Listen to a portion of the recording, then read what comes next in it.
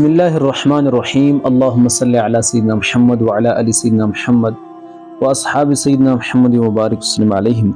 ناظرین، وہ لوگ کہ جو دل میں بندوں کا خوف بٹھا لیتے ہیں، یعنی اللہ سبحانہ و تعالیٰ کا خوف اپنے قلوب کے اندر بسانا چاہیے تھا، لیکن جو اللہ کو چھوڑ کر بندوں سے ڈرتے ہیں ان کے لیے اللہ سبحانہ و تعالیٰ نے کیا ارشاد فرمایا۔ سورۃ المائدہ کی 44 آیہ نمبر، جس کے اندر اللہ سبحانہ و تعالیٰ نے ارشاد فرمایا، اعوذ باللہ من الشیطان الرجیم فلا تخشوا الناس واخشونی۔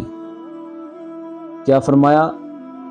fear not men, fear me، اللہ سبحانہ و تعالیٰ کہ بندوں سے مت ڈرو، یعنی اللہ سبحانہ و تعالیٰ خود فرما رہا کہ بندوں سے مت ڈرو، مجھ اللہ سے ڈرو۔ اللہ اکبر۔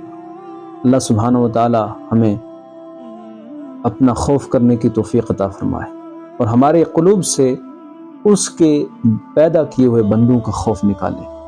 جب ہمارے دلوں کے اندر اللہ کا خوف آئے گا تو انشاءاللہ تمام جتنے بھی خوف ہیں وہ ہمارے قلوب و اذہان کے اندر جو گھر کیے ہوئے ہیں وہ انشاءاللہ حذف ہو جائیں گے اور ہباء منصورہ ہو جائیں گے۔